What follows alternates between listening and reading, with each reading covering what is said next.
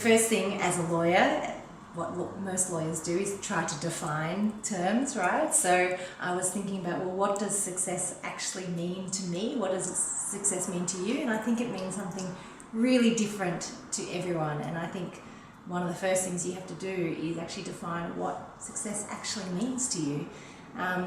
And I suppose, you know, in popular culture, success is being rich, success is, you know, having lots of money and having a really successful career, being at the top of your game and all that kind of thing. I'm not sure if I relate so much to those ideas of successes. For me, when I think about, okay, well, success, what does it mean to be content and happy in my life and where I'm at? I think when the things that make me feel like I'm successful is having a wonderful husband, a wonderful family, wonderful friends, and doing the things that make me feel rewarded and make me feel satisfied. So, as I said, I've always had this kind of desire to want to help others, and I think through my career as a barrister, I'm able to help my clients try and get the best outcomes that they can, regardless of whether they're corporate clients or otherwise. And so I feel really satisfied when I've managed to get a good outcome for my client, and when I haven't been able to get a good outcome for whatever reason, that I'm able to communicate that to them and help them understand, you know, where things are at and what they might want to do next. I felt really satisfied to be working for myself. There's a huge kind of sense of independence and kind of joy of being able to wake up when you want to wake up, go home when you want to go home, you know, do other things other than work.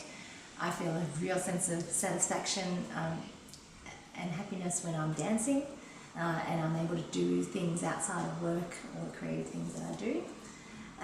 So yeah, I think for me, success is being able to, you know, do the things that make you feel content and satisfied. I suppose another rule of success is the opposite, and knowing how to fail. And I think our society doesn't actually teach us how to fail, which is a real shame. I certainly was not taught how to fail. I was only taught how to succeed and how to get the best marks and how to do this. And I feel that what happens is that when you do finally fall, it means that you're just not resilient enough to be able to pick yourself up. And I suppose a good example for me is when I didn't pass the bar exam for the first time. I really felt terrible about it. I blamed myself. I felt very stressed and anxious, and yeah, basically felt very depressed about it all. Felt like I was the failure.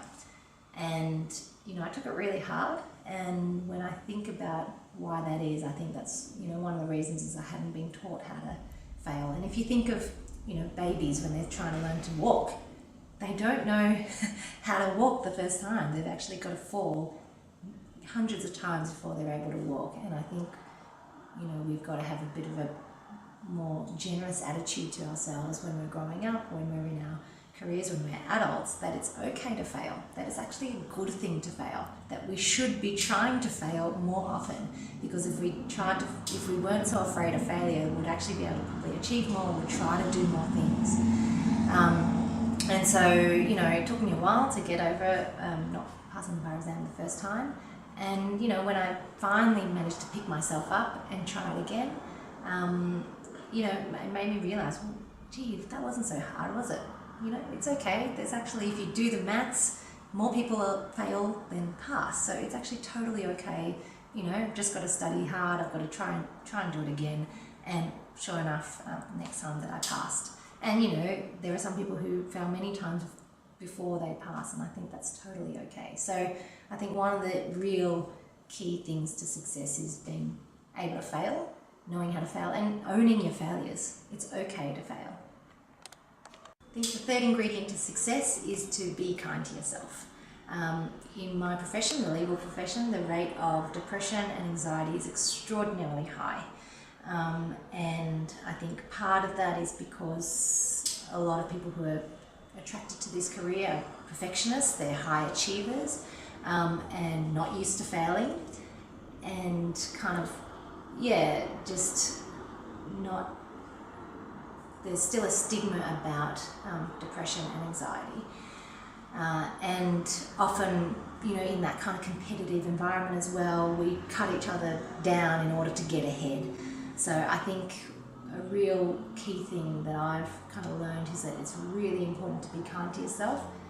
I've gone through patches in my career and in my life where I've suffered from depression and suffered from anxiety, and it's really hard. It's really hard to be open about it and to talk about it. But I think it's every time I've come back to, when I've gone to see a counsellor about it, they've always been like, well, don't be so hard on yourself. If you talk to your friends like you talk to yourself, you wouldn't have very many friends. And it's kind of true. We tend to be our harshest critics. And I think it particularly happens with women as well, and something that kind of holds women back because they're criticising themselves so much. And so I think it's really important to really be kind to yourself, show yourself a bit of self-love, a bit of self-compassion, and if you do something that you feel disappointed by yourself, give yourself a bit of a break. Let yourself think about, okay, well, if you were talking to your friend, how would you talk to your friend right now? And probably you'd say, hey, that's okay, don't worry about it, these things happen, try again next time, and it's okay. So I think it's really, really important to be kind to yourself. Another thing, and it kind of relates to the last point about how to kind of combat depression and anxiety, but for me it's also about having lots of things, creative and passionate things that you do outside of work. So as I said before, I do a lot of dancing, and dancing just makes me happy. It's really, it's a social thing that I do with my friends, and when I'm doing it, I just feel very free and feel very, it's getting all the chemicals in my body, the endorphins, out, and I could have had the most stressful, horrible day at work, and I go to a dance class and just, I've forgotten about it by the end of it. And I think it's really important that we all have something like that that can take our mind off the stresses and off the difficulties of our day-to-day job. So it doesn't have to be dancing. It might be sport for you. It might be a meditation. It might be playing a musical instrument. It might be learning a language. It might be doing art or creating things. I think it's all really, really important that we all have something outside of work, to remember that work is not everything in our life, that we've got lots of things outside. So another thing I think is really important is to always check your privilege. And here I can say, growing up in a middle-class family with really supportive parents in a developed country with all the opportunities in the world, I recognise all the time that I come from a very, very privileged background, especially compared to the rest of the world. And I think it's really important that we always acknowledge that and think about, well, yes, I've worked really hard to get here, but what else has enabled me to get here? And a lot of it is actually luck. It's actually luck that I was born to my parents. It's luck that I was born in this country as opposed to a third world developing country.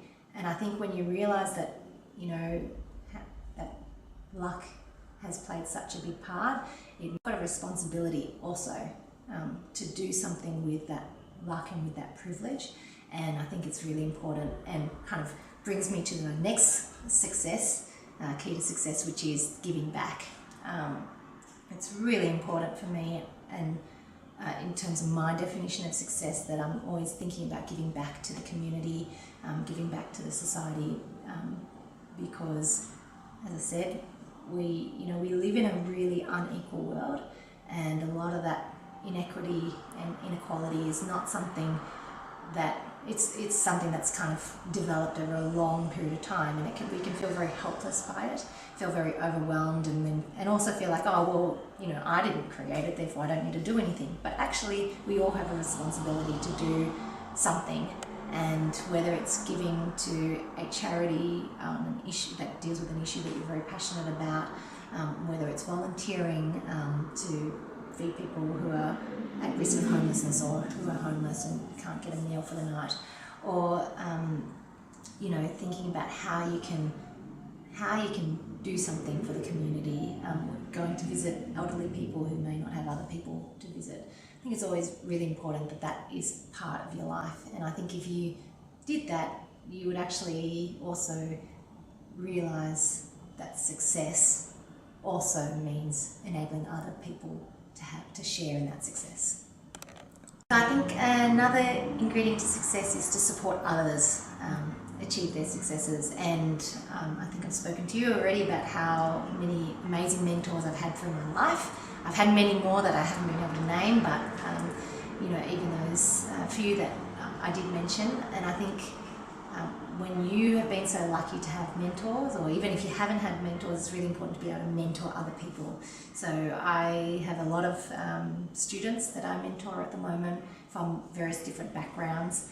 And I take that really seriously. I really enjoy it.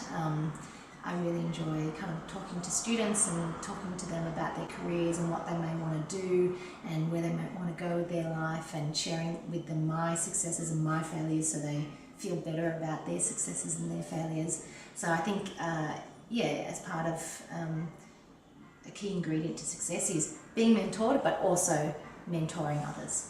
For me, a key ingredient to success for me is also following your passion and your dream, and letting yourself kind of run wild with ideas and letting yourself daydream. I think we kind of, you know, we think procrastination, for example, is a bad thing. We think daydreaming is a bad thing because you're not focused. Actually, I think it's a good thing. I think it's great that we can kind of just think about other, you know, take our minds off things and let our brains go. Because certainly if I hadn't done that, the Human Rights Arts and Film Festival would never have started. So for me, it's really important to always kind of let yourself daydream and let yourself follow where that daydream may lead. For me, it was starting Human Rights Arts and Film Festival. For you, it might be going to a different country and travelling and then seeing where that leads you. So I think it's really important to kind of, yeah, follow your dream and see where it may lead you.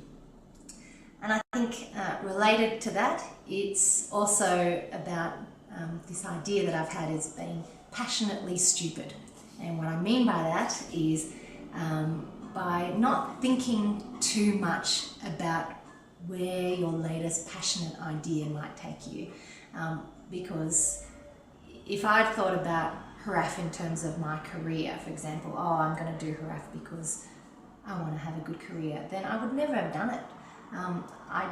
You know, if I'd thought too much about the amount of work that it would be, the amount of time it would involve, the amount of energy and the cost, personal cost to me, I probably never would have done it. So I think it's really important to be stupid sometimes and, you know, not think too much about things and just kind of follow it and see where it takes you.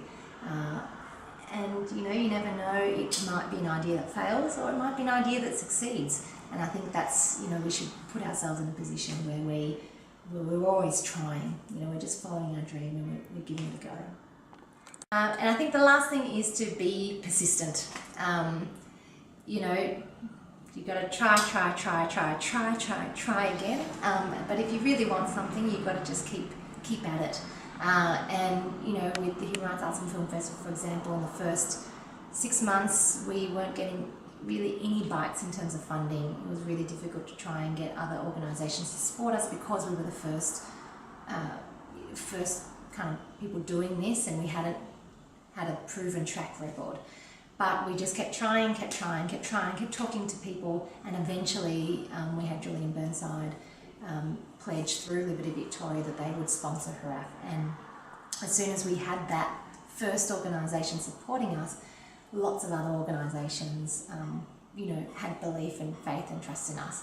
But if we'd stopped in the first 3 months, we would have gotten to that. So it was just a matter of continually trying, not getting too down when, you know, things weren't working the way that we wanted it to, and just to be as persistent as possible.